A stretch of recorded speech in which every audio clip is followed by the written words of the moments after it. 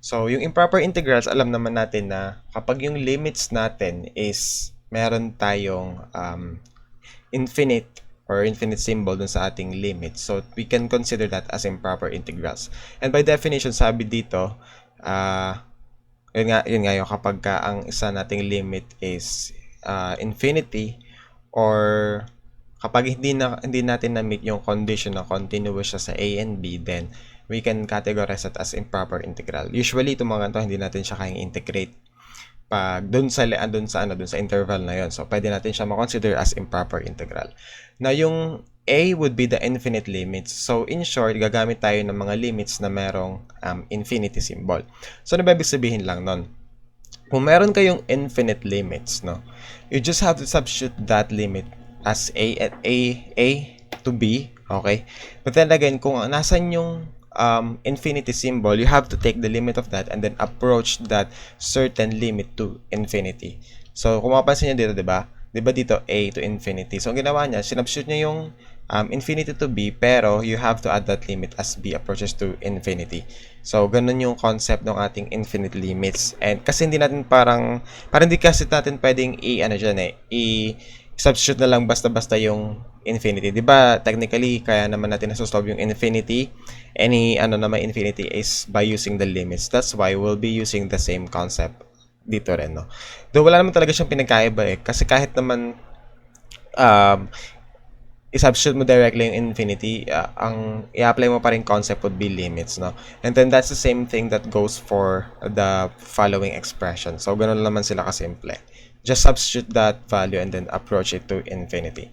So, sabi natin, if the limit exists, the integral is said to converge, and otherwise, it diverges. That's why, sabi ko nga, nung sa basic integration procedure nyo, kapag wala siyang sagot, the limit does not, or the integral does not converge, or something like that. Kasi nga, since hindi tayo makapag-produce ng answer, that means na yung ating integral, the area under that curve would probably be approaching a certain point wherein it is discontinuous. That's why, or diverges, yun nga, kaya hindi siya mag-approach sa a certain value number. Okay. Now, ito yung isa kapag naman meron tayong discontinuity dun sa ating equation. And we call this discontinuous integrand. Sabi natin, when f of x is continuous for all values of x in the domain a, b, except x equal to b or x equal to a, the integral is defined by the relation below. So, in short, kapag yung ating mismong upper and lower limits ay discontinuous yung ating f of x doon sa point na yun, what you have to do here is to substitute natin yung ating part na or limit na discontinuous, and then yun yung ating substitute sa x, and then we'll be use the limit as x approaches to that kung saan ba siya ang side mag-approach, sa left or sa right side. So yun lang naman yung concept nun. And then sabi dito, when f of x is continuous for all x values in the domain a, b, except x equal to c, then ganito siya, hahatiin natin, papartition natin yung limits natin, and then magiging a to c, and then c to b. The new information provides the possible value of this continuous function being infinite. Hence, it is also correct to say that the integral does not converge. Yun yung concept natin before, kaya hindi siya nagko-converge kasi infinite yung magiging sagot natin. So, to understand it better, let's try to solve problems. So, ito, yung ating first is, we'll be integrating this, diba? Yun naman yung unang procedure. But then again, this x to the fourth cosine x is actually done using integration by parts. So, itong x to the fourth, kung mapansin nyo, medyo malaki yan, x to the fourth. Kasi, kung gagawin natin siya integration by parts, alam natin na by isolate, we will be prioritizing our algebraic function, which is this x to the fourth. But then again, mas malaki yan.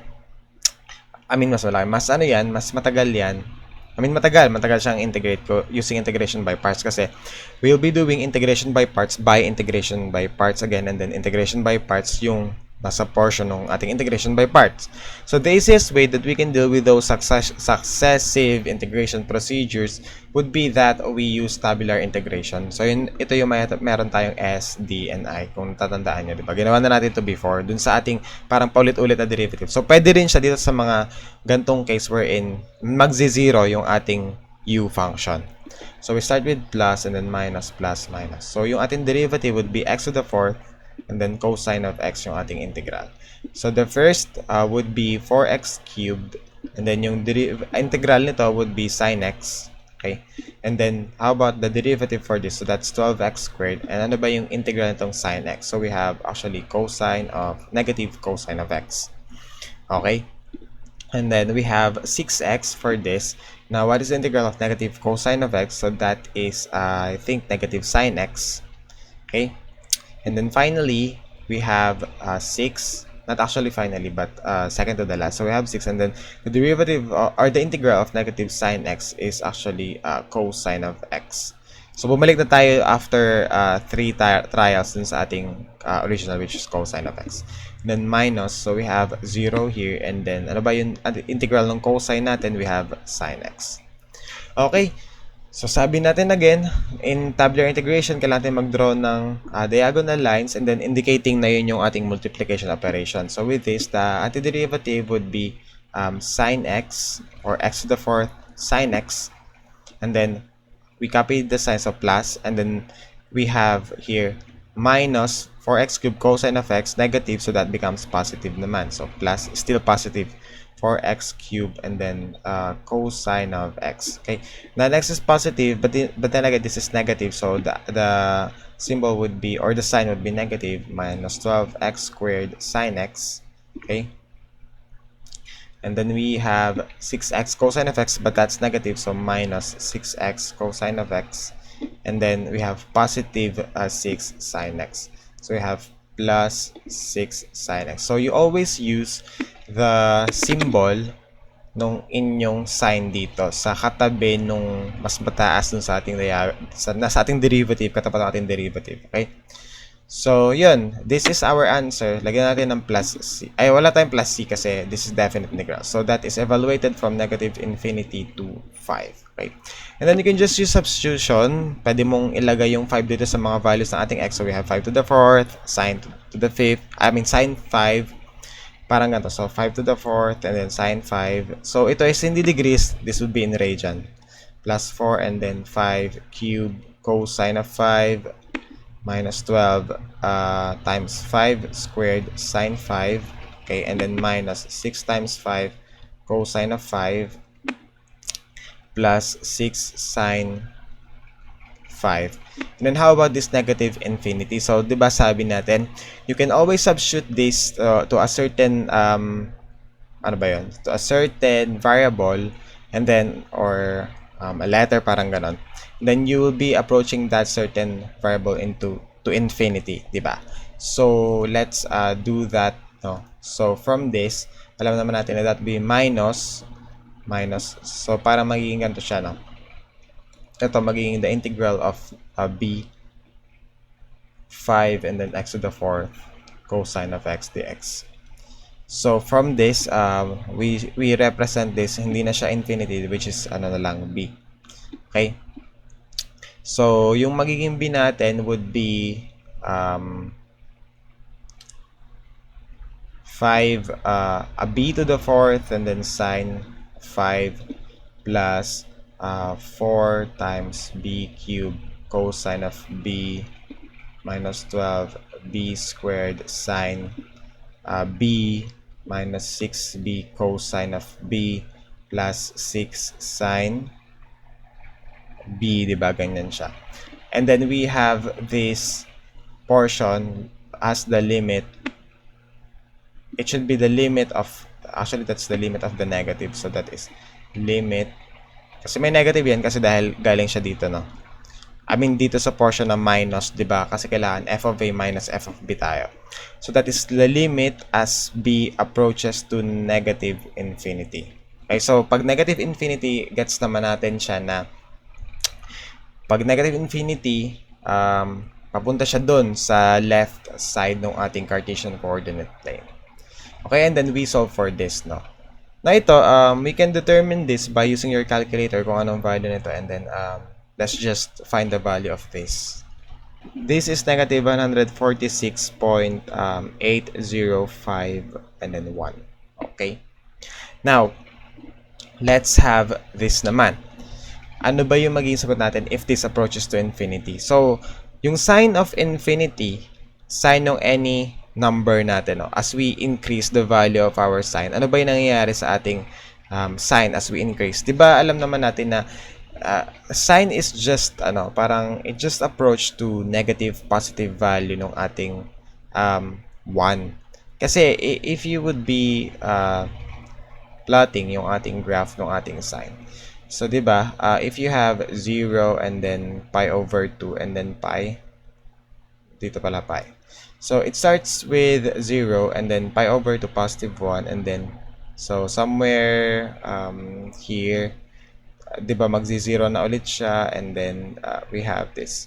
So parang ang nangyayari lang diyan, the highest and the lowest value of ito, parang nasabi ko na to before I add yung periodic function or so yan, negative 1 lang at saka 1. So parang as we approach to infinity, all the values just be negative 1 and positive 1. So technically talaga yan, parang wala tayong certain value na pwede natin makuha dito sa atin. Kasi they're just fluctuating from negative 1 to positive 1. Okay? So with that, and also this one, diba? Yung cosine natin as we approach to, actually it is, it's negative infinity.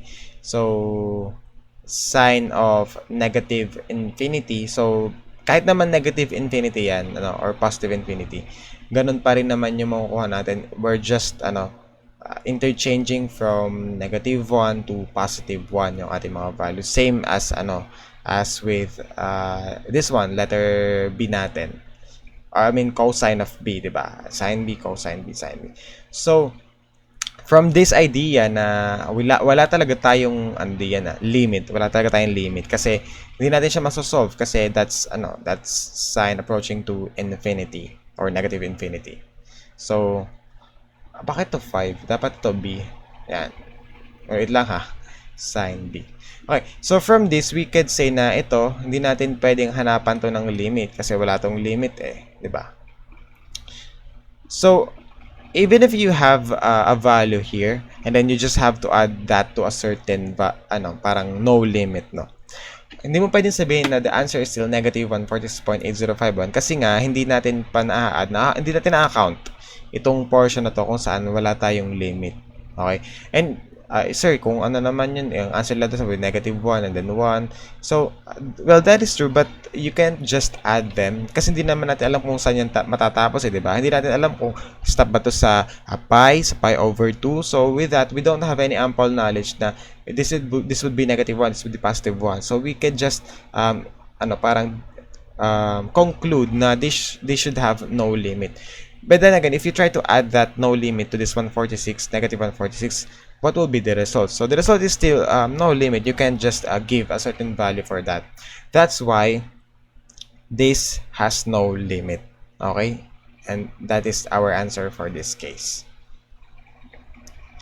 And siguro kung meron tayo ditong portion na walang sine and cosine, then it would have been easier for us to solve. Pero then hindi kasi siya hindi kasi nagko-converge. So since it is not converging, we could say na this is diverging kasi hindi siya nagko-converge. Pero even if it's diverging, we couldn't tell if it's positive infinity or negative infinity. That's why we can conclude that this has no limit. Okay? No limit in the sense na hindi talaga yung yung ito kasi meron siya pero ito wala ito nagko-converge in terms of of 5. Pero ito since wala siya, so we could say na it's diverging and then no limit. So ganun yung concept ng ating improper integrals. Okay? Okay, so sagutin din natin yung number 3. Again, this is a combination of algebraic and exponential function, and then alam naman natin na if that's the case, we do integration by parts. So, pero kasi kanina nag-integration by parts agad ako. Gawin ko muna ngayon is i-rewrite ko muna to, in terms of yung ginagamit talaga natin na rewriting when it comes to improper integrals. So we can say that this is the limit of b as b approaches to infinity. That is the integral of from 0 to b and then x e raised to negative xs. Okay? So mas tama na siyang tingnan. So gawin din natin to kanina, Kasi hindi ko siya nalagyan, nag-integrate na agad ako So I have the limit as a approaches to negative infinity, and then a, then 5. Actually, kahit anong letter pwede nyo dyan gamitin. Pero syempre, yung A and B na sanay na tayo doon. So, yun na lang gamitin natin lagi. Okay. Now, makes sense now. So, we can now proceed with integration. So, on isolate, we know that we should be prioritizing our algebraic expression in this case. So, we could say that u is equal to x, du would be equal to dx, dv is equal to e raised to negative x dx. Therefore, our v would be negative e raised to negative x. So we have uv, that is negative x e raised to negative x, minus the integral of v du. So that is plus, kasi magiging ano na to eh, kasi minus to eh. So plus the integral of e raised to negative x dx. Therefore, the answer for this would be negative x e raised to negative x and then minus e raised to negative x. Okay, so that is our antiderivative for this expression. So we have this is equal to negative x e raised to negative x minus e raised to negative x. Okay, so knowing this antiderivative, we can substitute now the values of from 0 to b, diba? Kasi definite integral naman to. So we can have negative x e raised to negative b, gawin natin siyang b. So negative b e raised to negative b and then minus e raised to negative b as the this limit approaches to yung b approaches to infinity, and then minus we have 0. So pwede natin sabihin na that's negative or 0 na agad, okay? And then minus, so negative e raised to 0, okay? So from this, evaluate muna natin to, no? Diba, this is e raised to 0 would be 1, so that is actually positive 1. So ito, magiging plus 1 na yan. So we just have to evaluate this expression na muna. Okay, so going back to our limits, no? We have here negative b. Pwede natin siyang i-write as negative b over e raised to b minus 1 over e raised to b. And then if you have the limit as b approaches to infinity, now we can solve for this, and then ito, diba, alam naman natin na 1 over e raised to infinity will just be 0. Okay, so pero ito, balik tayo dito, no? So this one becomes 1 over e raised to infinity, which is actually equal to 0. Kasi pag in-raise natin to infinity, 1 over any large number would be 0. So for this case, we could say na this is actually 0. But then again, how about yung first term? So solve na tayo dito sa pangalawang to. How about this first term? If you try to like substitute yung ating value, no, we have infinity dito, and then we'll be having e raised to infinity would also be infinity. And in this case, diba, this is indeterminate, therefore we can do or perform L'Hopital's rule in this case. That's why I'll be doing L'Hopital's rule, and I'll be having, in this case, diba, we have the derivative of negative b is actually, of course, I'll be differentiating with respect to b. So parang d db negative b, diba, parang ganyan, d db and then e raised to b. So parang ganyan ang gagawin natin, diba? So we have here, this is equal to negative 1, diba? This is negative 1 divided by, ano ba yung derivative nito, diba? Diba, this e raised to b pa rin. So from this case, we could say na negative 1 over e raised to b yung kanyang yung kanyang result using L'Hopital's rule. So for L'Hopital's rule, we can say na negative 1 e raised to infinity will just result to 0. So in this case, we could say na using L'Hopital's rule, this also becomes 0. Okay? That's why this whole term is equal to 0, and then yung 1 na lang yung natira natin, which came from 0. That's why the answer for this number 3 is actually 1, and it is converging because sabi nga natin, whenever we're able to obtain a certain value of the integral, we can always say na that is converging. Else, it will be diverging. So, ganun lang na yung kasimple. Pag wala kayong makuha sagot, then that is diverging. Pag meron, edi converging. So, ganun lang naman siya kasimple. That's why, kung mapansin nyo itong mga sagot dito, pag diverging, lagi siyang either positive infinity, negative infinity, walang sagot. Pero pag converging, lagi siyang may sagot na certain value of a number. Okay, so ganun siya sinosolve for this number 3. So, hopefully, tandaan nyo pa yung, yung limits and L'Hopital's rule. Okay, so let's have yung next item dito.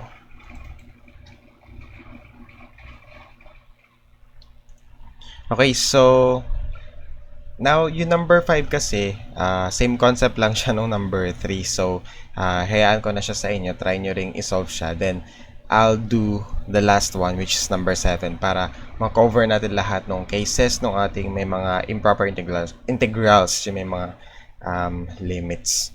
So, for this case naman, kung mapapansin nyo, wala tayong limits na infinity. Okay, walang negative, walang positive. Pero kung mapapansin nyo, if you try to evaluate yung ating denominator, we could just have its factor, diba? This is x minus 4 and then x plus 1. Okay? And from this, alam natin na x is equal to 4 and then x is equal to negative 1. So, we're not allowed to have these values kasi pag nangyari yon, there will be a discontinuity in our graph. And if you could see it from here, diba? These particular limits are actually those na andon sa ating mismong graph na sinasabi. So, if you go back to this description sa ating handout, we could see na ano ba yan? Ito, whenever we have a domain wherein yun yung discontinuity exactly, as in nandun talaga yung discontinuity, you can actually use, saan ba yun dito? Ito, you can actually use this kind of relationship, no? When you can find the limit of that certain expression as it approaches to the negative side of b, or you could use the one in the positive side. So that is kapag yung ating b or a is not included in our domain. Ngayon naman, kapag sinabi natin na nasa gitna sila, edi parang ipapartition natin siya into two, from A to C and then C to B. So, ang gagawin natin ngayon is we'll be doing these two para sa ating number 7. Okay? Let's try having x approach to negative 1 and then y approaches to positive 4. Okay? So, this negative 1 is approaching. So, halimbawa, may graph ka and then this is negative 1, this is positive 4, diba? So, this negative 1 is approaching, so, from the right going to the left, and then this 4 goes from the left going to right. So, from this, kung halimbawa, this approaches from the right going to the left, so we know that this is negative. So, that is parang, baliktad ako, from the right siya going to the left, so that is positive, diba? So, parang negative 1 positive and then 4 negative. So, parang ganyan yung ating magiging notion dyan. So, ang ibig sabihin nitong negative 1 positive, all the values na nasa right ng ating equation, and then 4 negative would be those on the left of 4. Actually, dapat ganun din yung ginagawa natin dito sa actually, wala pa pala akong ginagawang ganun dito. Kasi infinity nga pala yung gamit natin kanina. Well, for limits na numbers, so, kailangan natin specify kung saan ba siya magsisimula, kung it's on the left and it's on the right. So, ganun gagawin natin dito, and then let's try substituting if we'll be able to determine the value for this, no? So, ano nga yun? 1 over x minus 4 and then 1 minus 1 over x plus 1 is the antiderivative. Let's have the x and y in this expression, no? So, if we have y, then we have 1 over y minus 4 minus 1 over x, y plus 1. We take the limit, okay, as y approaches to 4 negative, and then minus the limit as x approaches to negative 1, and then as it is, yun lang yung equation natin. Okay, so at least dito, makikita natin na hindi na agad tayo magkakaroon ng 1 over 0 or something like constant over 0. Now, from this, pag ginawa natin to, is there any way na we can deal with this, diba? If we try to evaluate yung ating dating expression or dati nating method sa limits natin, this is 4 negative, so that is any value at the right of 4, that is 3.9999, so any value na very close to 4 but is at the left. So this gives you a value that is very, very low but is actually negative, diba?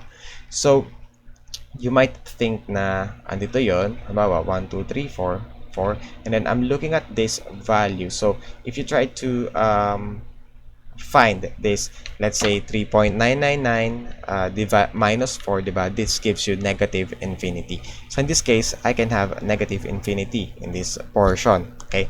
Now about this one, that is for negative plus 1. So wala tayong problem with that's 1 over 3 kasi 4 plus 1 would be 5 pala, 5. Okay. So in this case, we have negative infinity minus 1/5. And then minus, how about this one? If you have negative 1 minus 4, so that is 1 over negative 5. So that is 1/5. Okay? I mean negative 1/5. Okay, and then how about this one? That is negative 1 that is actually at the left of, at the right of negative, ano ba to? Sorry. Plus pala to. Negative 1 plus. Okay. So, yung negative 1 at the right of negative 1. So, in this case, that could be, let's say, wait lang baka malito ako. Negative 1 tapos plus very, very low value. So, that becomes negative 0.9999. So, yung negative 0.999 is it's very small, diba? And then, if you try to add that to positive 1, this gives you a positive infinity value kung ito is at the right of negative 1. So, that's something like 1 over 0.99999, negative 0.999. So, that gives you 0.0001, which gives you infinity in this case. But this is subtracted, so we have negative infinity in this case, diba?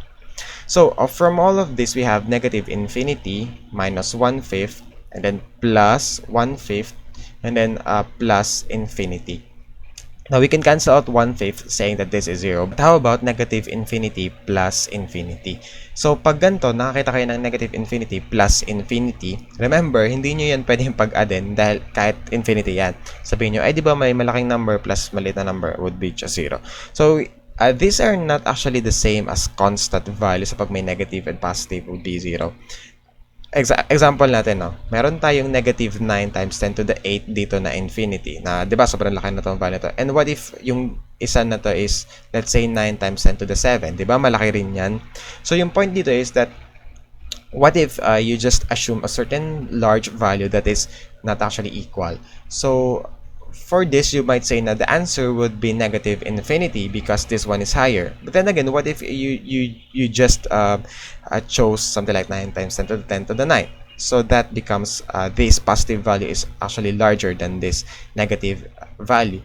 So with that, it's always indeterminate. We couldn't find the actual value of this negative infinity and positive infinity. So that is something like indeterminate.